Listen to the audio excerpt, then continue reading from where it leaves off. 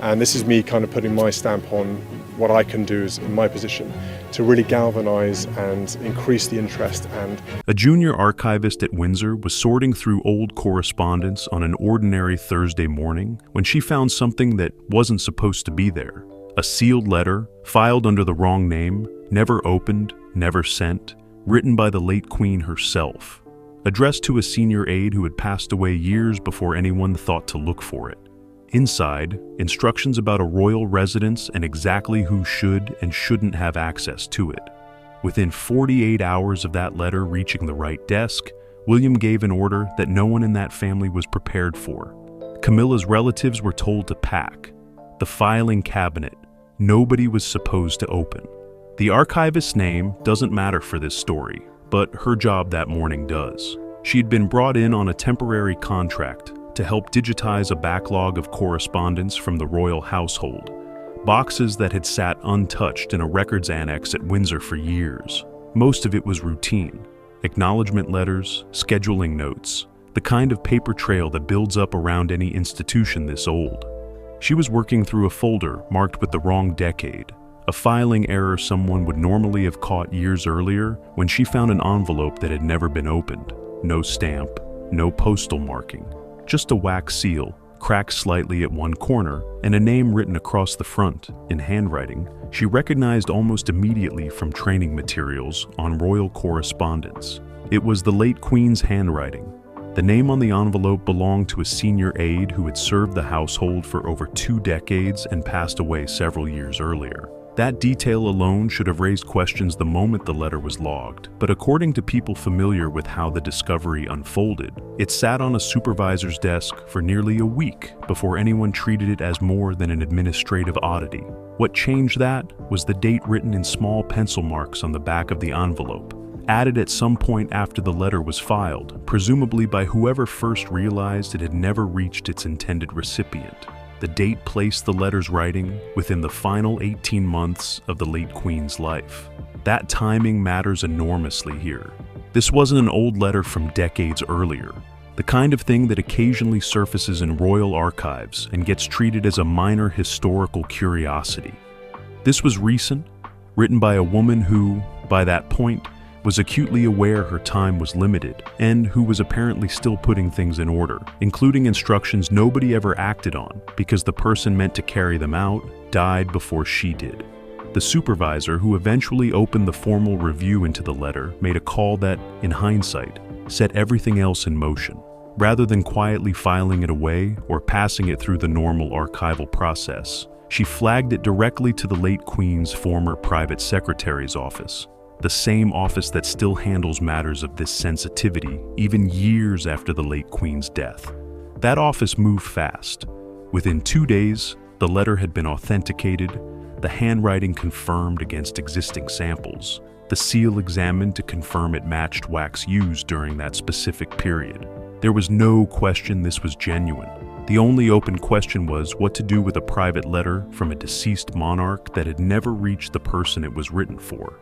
According to someone with direct knowledge of how the matter was escalated, the decision to bring it to William rather than Charles was made deliberately, and not without internal disagreement. Charles, as the reigning monarch, would normally be the first point of contact for anything touching the late Queen's personal correspondence. But this letter wasn't about Charles. It was about a specific residence, one connected closely to arrangements the late Queen had made involving Camilla's extended family, and several people inside that office believed Charles's direct involvement in his own wife's family arrangements made him the wrong person to handle this discovery first. That's a careful, deliberate choice, and it tells you something before you even get to the contents of the letter itself. Someone inside that office understood immediately that whatever this letter said, it was going to create friction, and they wanted it handled by someone with enough authority to act on it, but enough distance from Camilla personally to act on it cleanly. William received a call requesting an urgent private meeting on a Tuesday afternoon. No details were given over the phone. According to someone present for at least part of that exchange, the meeting was set for less than 3 hours later, an unusually fast turnaround for anything involving sensitive material from the late Queen's estate. He arrived expecting, by most accounts, some kind of routine matter tied to the broader archival project everyone in the household knew was ongoing. What he was handed instead was a sealed letter, already authenticated, addressed to a man who could no longer act on its contents, written by his grandmother in the final year and a half of her life. According to the person who briefed him, William read the letter twice before saying anything at all. That detail has been repeated by more than one source familiar with the meeting, and it's worth sitting with for a moment. William isn't someone known for long pauses in professional settings. He tends to process information quickly and respond with the kind of measured calm that's been trained into him since childhood. 2 full readings, in silence, suggest something in that letter required more than a first pass to fully absorb. When he finally spoke, according to this account, his first question wasn't about the letter's authenticity or its legal standing. It was simpler than that. He asked who else had seen it. The answer, at that point, was 4 people: the archivist who found it, her supervisor, 2 members of the former private secretary's office who had authenticated it. Nobody outside that small circle, and nobody who had any reason to discuss its contents publicly. William reportedly sat with that information for a moment, then asked for the letter to be left with him overnight. What happened in the hours between that request and the order he gave the following morning is the part of this story that explains everything that followed. Because whatever was written on those pages, it didn't just inform a decision William eventually made. According to people close to him, it gave him something he had apparently been waiting for, without ever saying so, out loud. What the letter actually said. The letter ran just under 2 pages, written in the late Queen's small, precise hand, the kind of handwriting that stayed remarkably consistent even in her final years. According to someone who has read the full text, it opened the way most of her private correspondence did, brief and direct, with no wasted lines. She was writing about a residence on the Sandringham estate, not the main house, a smaller property used for decades to accommodate extended family connections when larger gatherings made space at the main residence tight. By the time of this letter, that smaller property had effectively become an unofficial home base for members of Camilla's extended family, an arrangement that had developed gradually over several years without ever being formally reviewed or reauthorized. The late Queen's letter addressed that arrangement directly. According to the person who described its contents, she wrote that the property had been made available informally, as a courtesy extended during a specific period, and that she had never intended for that courtesy to become permanent. She used a phrase that several sources have repeated almost word for word since the letter surfaced. She wrote that comfort, once granted, has a way of mistaking itself for entitlement. That line alone tells you the late Queen wasn't writing in vague, sentimental terms. She was making a specific point about a specific situation, one she clearly felt had drifted beyond what she'd originally agreed to. The letter went on to instruct the aide it was addressed to, the same man who died before ever receiving it, to quietly review the arrangement and bring it back in line with what she described as its original, temporary intention. She didn't ask for anything dramatic. No public statement, no formal eviction. Just a quiet correction, handled discreetly, the way she handled most matters she considered sensitive but not urgent. The problem is that man died roughly 4 months after the letter's date, and as far as anyone can determine, he never acted on it. Whatever conversation the late Queen expected him to have with whoever needed to hear it never happened. The letter sat unsent. The arrangement continued exactly as it had been, and within a relatively short time, the late Queen herself had passed as well. That sequence of events explains the gap that's been sitting at the center of this entire situation. Nobody ignored the late Queen's wishes deliberately. The instruction simply never reached anyone capable of carrying it out. And by the time it resurfaced, years had passed and the arrangement had calcified into something that looked, to anyone without access to that letter, like a long-settled, uncontroversial family courtesy. That's the detail that makes this letter so combustible once it reached the right hands. It isn't a letter expressing disapproval in the abstract. It's a specific written instruction from the late Queen herself, dated and authenticated. directly contradicting an arrangement that has continued uninterrupted for years, specifically because the person responsible for correcting it died before he could. According to someone familiar with how the document was eventually summarized for William, the language used internally to describe it was telling. One person reportedly referred to it not as a request, but as unfinished business. That framing matters. A request can be debated, reconsidered, weighed against other priorities. Unfinished business from a deceased monarch carries a different kind of weight entirely, especially inside an institution that treats the late Queen's wishes with something close to reverence, even years after her death. There's a second detail in the letter that several sources describe as just as significant as the residence itself, maybe more so. Near the end, the late Queen apparently wrote a line acknowledging that raising this while she was alive risked being misread as a judgment on Camilla personally, something she explicitly said she wanted to avoid. She wrote that her concern wasn't with Camilla, but with how easily an informal courtesy, left unexamined, can start to look like a permanent claim on something that was never meant to be permanent at all. That distinction is worth sitting with, because it shapes everything about how this story has unfolded since. The late Queen wasn't targeting Camilla in this letter. She was targeting a specific situation involving Camilla's extended family, one she apparently felt had been allowed to drift without anyone formally revisiting it. Whether that distinction survives once the letter's existence becomes more widely known is a separate question entirely, and not one this letter answers on its own. What it does answer, clearly and in the late Queen's own words, is the question of intention. She did not intend for that residence to become a long-term arrangement. She said so directly in writing with enough specificity that there's very little room left for alternative interpretation. According to the person who eventually summarized the letter for William, that clarity is exactly what made it so immediately usable.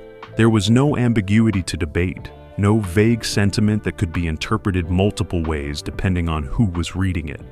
The late Queen had written down, in plain terms, what she wanted done, who she wanted it done by, and roughly why. The man she trusted to do it quietly was gone. The arrangement she wanted corrected had continued exactly as she feared it might, and the letter meant to fix all of that had been sitting, sealed and unopened, in the wrong file for years, waiting for someone to finally find it. When William sat with that letter overnight, he wasn't simply deciding whether to honor a sentimental request from his late grandmother. He was looking at a clear, written, authenticated instruction that had never been carried out, sitting on a desk in front of him at the exact moment he held more practical authority over royal residences than he ever had before. What he chose to do with that combination is where this story moves from a quiet archival discovery into something considerably louder. The call to William. By 8 the next morning, William had already made 3 calls before anyone else in the household was at their desk. The first went to the same former private secretary's office that had authenticated the letter, confirming once more that nothing about its provenance was in question. The second went to a senior aide within his own office, someone who handles matters involving estate and residence arrangements specifically. The third call is the one people have spent the most time talking about since. He called Catherine. According to someone familiar with the call, it lasted less than 10 minutes. William read her parts of the letter directly over the phone, including the line about comfort mistaking itself for entitlement. Her response, as described by this source, was brief and direct. She reportedly told him that if the late Queen had written it down, that clearly there wasn't really a decision left to make. That's a small detail, but it matters here, because it tells you William wasn't looking for permission. He already knew what he intended to do. What he was doing in that call, and in the calls before it, was building a record, confirming authentication, looping in his own staff, speaking with his wife before acting rather than after. By the time he picked up the phone to give the actual order, every step that came before it had been deliberate and sequenced. The aide who handles estate matters arrived at William's office just after 9. According to this person's account, William didn't open with the letter itself. He opened with a direct question. He asked how quickly a residence could be formally reclaimed if the family currently occupying it had no documented ongoing legal right to remain there. That question alone tells you something important. William wasn't asking whether he had the authority to act. He was asking how fast that authority could be exercised once he chose to use it. The aide explained that the arrangement, as far as existing records showed, had never been formalized into anything resembling a lease or a documented long-term agreement. It had functioned for years as an informal courtesy, exactly the word the late Queen herself had used in her letter. Informal courtesies, the aide explained, carry essentially no legal protection. They can be ended with notice, and the notice period is whatever the person granting the courtesy decides is reasonable. William reportedly asked one more question before giving any instruction. He wanted to know whether Charles had been informed of the letter's existence yet. He hadn't. According to the source describing this meeting, the decision to brief William first rather than Charles had been made the previous day specifically because of the residence's connection to Camilla's family, and nobody had circled back to involve Charles in the time since. William, upon hearing this, made a decision that several people inside that meeting described as the moment the situation shifted from a quiet internal matter into something considerably more consequential. He told the aide not to wait for that briefing to happen first. That instruction is the hinge point of this entire story. William could have paused there. He could have insisted Charles be told before anything moved forward, given that the residents and the family involved touch his father's marriage directly. Instead, according to multiple accounts, he chose to proceed on the strength of the letter itself, treating the late Queen's written instruction as sufficient authority on its own, independent of whether Charles had weighed in yet. Whether that reflects genuine urgency, a belief that the matter shouldn't be delayed by family politics, or something closer to a deliberate choice to act before anyone could talk him out of it, is something only William can answer honestly. But the practical effect was the same, regardless of motive. The order was going out before Charles even knew the letter existed. The aide asked carefully whether William wanted legal counsel involved before anything was communicated to the family currently in residence. William reportedly said yes, but only to confirm the notice period was being handled correctly, not to revisit whether the decision itself was the right one. That distinction is worth noting. He wasn't asking lawyers whether he should do this. He was asking them to make sure he did it properly once the decision had already been made. Legal counsel reviewed the informal arrangement that afternoon and confirmed what the aide had already said that morning. No documented lease, no formal agreement granting long-term residency. A reasonable notice period under the circumstances was determined to be 30 days, though sources differ on whether William initially wanted that shortened. According to one account, he asked directly whether 30 days was a legal requirement or simply a customary courtesy. When told it was customary rather than mandatory, he reportedly said the customary period would stand, but he wanted the formal notice delivered immediately rather than waiting any longer to begin that clock. That detail matters because it shows restraint sitting right alongside resolve. William wasn't trying to humiliate anyone by demanding an immediate departure. He gave the family the standard window anyone would reasonably expect, but he also made clear there would be no delay in starting that window, no quiet negotiation period where the matter might simply fade or be reconsidered. By 4 that afternoon, less than 24 hours after first reading the letter, William had authorized the formal notice to be drafted and delivered. The decision had moved from a sealed envelope in a records office to an active instruction with a legal timeline attached, and Charles still hadn't been told. Someone was going to have to deliver that notice in person, and someone, eventually, was going to have to tell Camilla. The order goes out. The notice was delivered the following morning by a senior member of William's household staff, accompanied by the same estate aide who had reviewed the legal standing of the arrangement 2 days earlier. According to someone with knowledge of the visit, they arrived without warning just after 10, requesting to speak with whichever adult member of the family was present. That detail matters more than it might seem. There was no advance call, no softening conversation the day before. The first anyone in that household heard about any of this was the moment 2 people they didn't recognize were standing in the entrance, holding a formal letter with William's office letterhead on it. The family member who answered the door that morning was a relative of Camilla's, someone who had lived in that property for several years and treated it, by every reasonable measure, as a settled home rather than a temporary courtesy. According to the account given by one of the two people who delivered the notice, the initial reaction was confusion rather than anger, a request to repeat what was being said, a question about whether this was some kind of mistake. It wasn't explained as a mistake, because it wasn't one. The staff member read the relevant section of the formal notice aloud, confirming that the residence's informal arrangement was being concluded, that the late Queen's own written instructions had been located and authenticated, and that a 30-day period was being provided before the property needed to be vacated. According to this account, the moment the late Queen's name was mentioned specifically, the tone in the room changed. Confusion gave way to something closer to disbelief. The family member reportedly asked to see the letter itself, or at least photographic evidence of it. That request was declined. The staff member explained that the letter's authentication had already been independently confirmed by the late Queen's former private office, and that its full contents weren't something they were authorized to share directly. That refusal, however procedurally correct, clearly did nothing to soften the moment. According to the person describing it, the family member's next question wasn't about the letter's legitimacy at all. It was about Camilla, specifically whether she knew this was happening. The honest answer at that point was no. Camilla had not yet been told anything. The notice had gone out on William's authority, following his own internal verification process, without anyone circling back to inform her directly, before her own relatives received a formal eviction notice on her doorstep. That gap, between when the family found out and when Camilla found out, became its own small but significant detail in how this story unfolded. According to someone close to the household, word reached Camilla roughly 2 hours after the notice was delivered, not through any formal channel from William's office, but through a phone call from the relative who had answered the door that morning.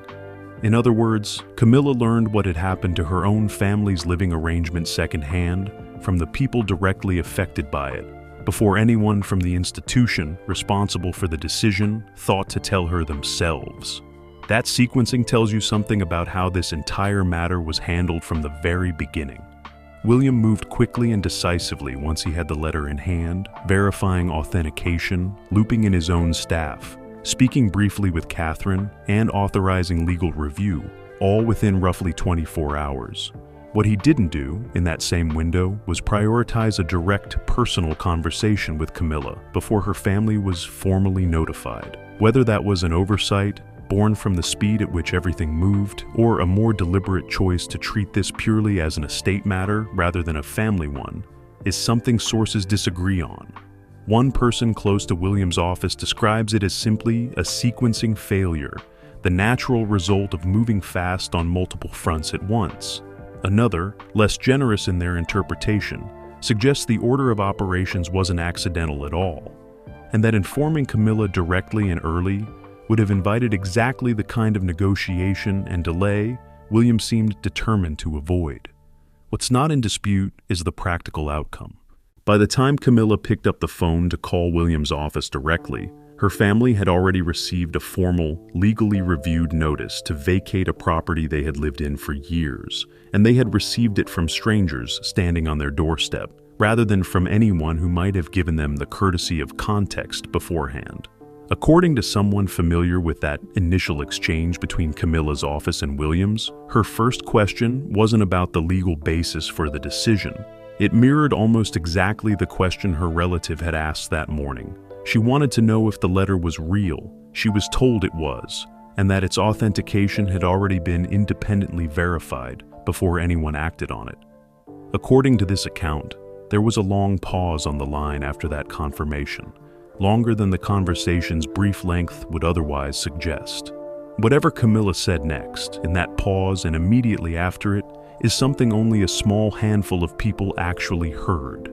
But what happened in the hours following that call is not in question. She went to find Charles. Camilla's response. Charles was at his desk that afternoon when Camilla came in, according to someone familiar with the household's schedule that day. She didn't request a meeting through the usual channels.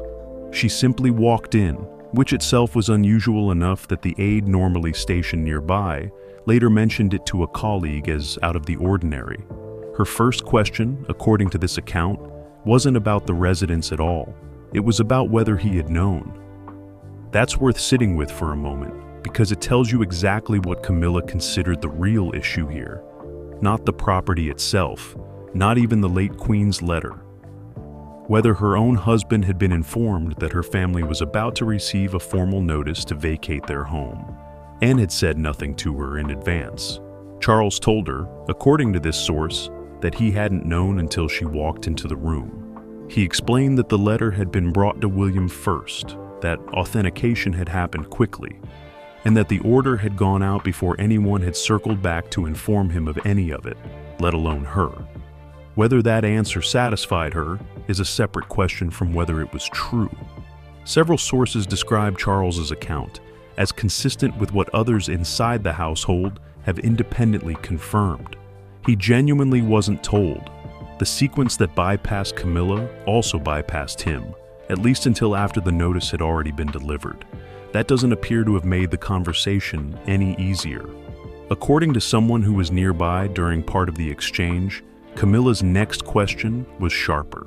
She asked how a private letter from his mother, written to a man who had been dead for years, could simply surface and result in her family losing their home within 48 hours, without anyone thinking to speak with either of them first. Charles reportedly didn't have a clean answer for that.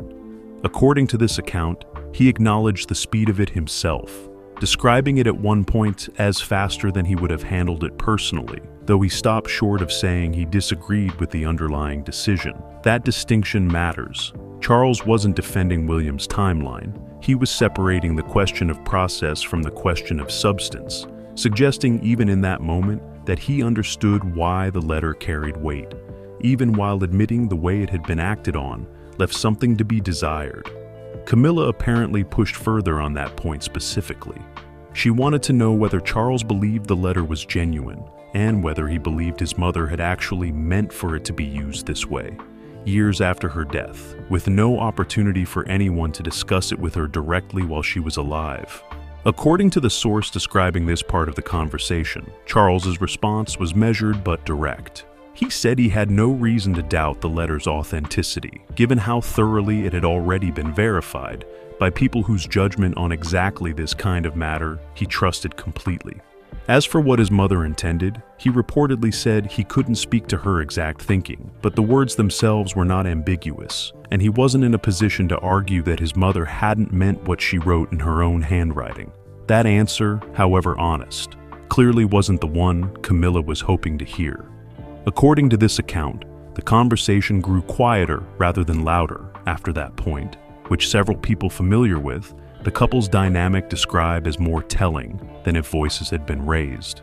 Camilla, by most descriptions, doesn't tend toward dramatic confrontation.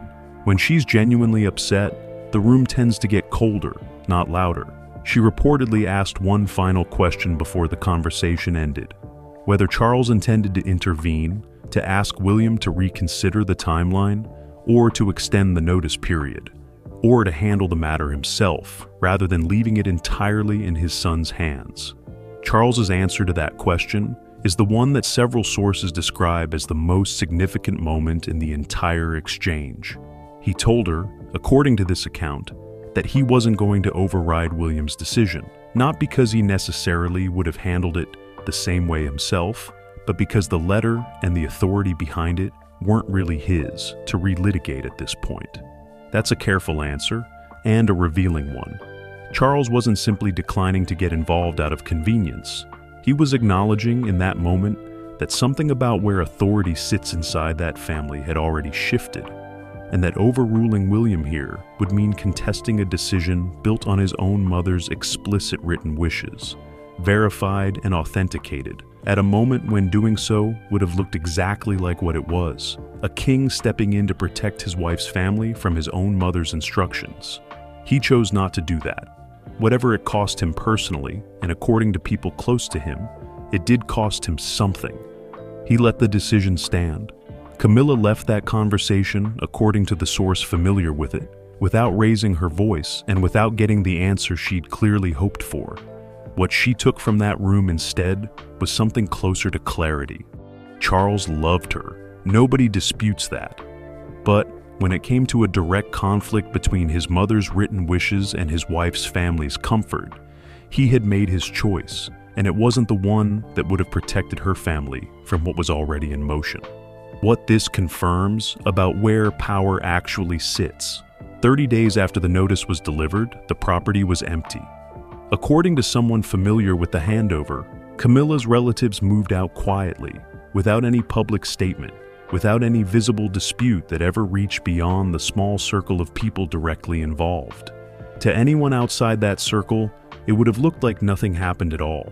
But inside the household, something had clearly shifted, and it had very little to do with one residence on the Sandringham estate.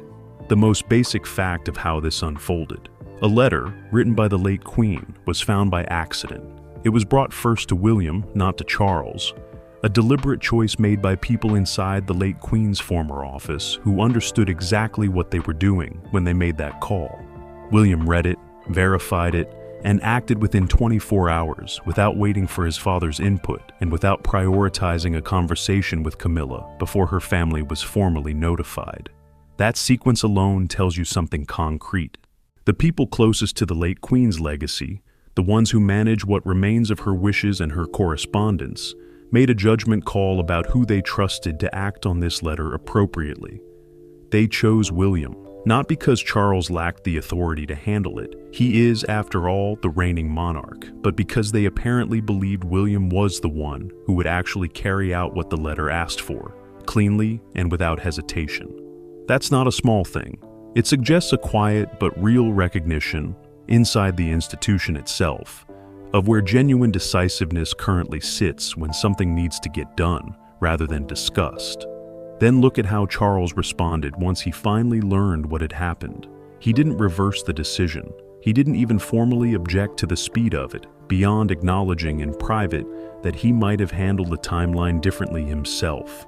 When Camilla asked him directly whether he would intervene, he said no, and his reasoning wasn't about loyalty to his son over his wife. It was about the practical reality that overruling William here would mean publicly contesting his own mother's clearly written wishes, something he wasn't willing to do, even to spare Camilla's family the discomfort of a sudden move. That's the moment this story stops being about a single property and starts being about something considerably larger. Charles, by his own choice, let a decision stand that he could have stopped. He had the formal authority to intervene.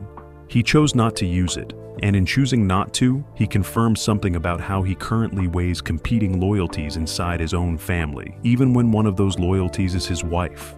Camilla understood that distinction immediately, according to every account of her conversation with Charles that day. She didn't leave that room confused about what had happened. She left understanding exactly where she stood when her interests came into direct conflict with the late Queen's written wishes and William's willingness to act on them. That's the real outcome of this entire situation, more than any single residence changing hands.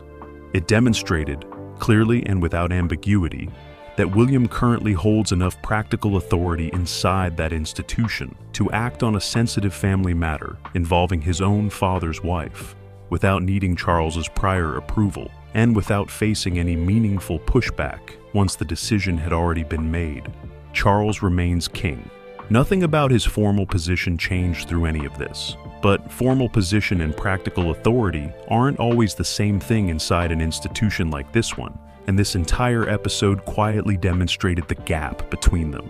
William didn't need to challenge his father directly to exercise that authority. He simply moved faster than anyone thought to stop him, backed by a letter whose legitimacy nobody could reasonably dispute. There's a deeper layer here too, one that goes beyond the immediate question of authority. The late Queen wrote that letter in the final 18 months of her life, fully aware, by that point, of how much time she likely had left. She chose in that period to put something in writing about a quiet family arrangement most people would have considered far too minor to spend her limited remaining time addressing. She didn't write about state matters or constitutional concerns, or anything resembling the weighty subjects history will eventually associate with her final months. She wrote about a house, and about the specific danger of letting an informal courtesy quietly calcify into something nobody ever agreed to in the first place. That choice says something about what actually mattered to her at the end, when she was choosing where to spend her remaining attention. She cared enough about this specific boundary to put it in writing, to make sure her wishes on this exact point survived her, even though the man she trusted to carry them out died before he ever got the chance. And in the end, years later, found by accident in the wrong file, that letter did exactly what she apparently intended it to do. It corrected something she believed had drifted too far from where it started. It just took considerably longer and arrived through a considerably more dramatic chain of events than she likely ever imagined when she sealed that envelope and set it aside. But the question underneath it is worth sitting with anyway. What happens when someone's final written wishes surface years too late, and the people left behind have to decide whether to honor them, even when honoring them costs something personal? William chose action, Charles chose restraint, and Camilla learned exactly where she stood when those two choices collided. If this story pulled you in, let us know in the comments and subscribe for more. There's always one more letter left to find.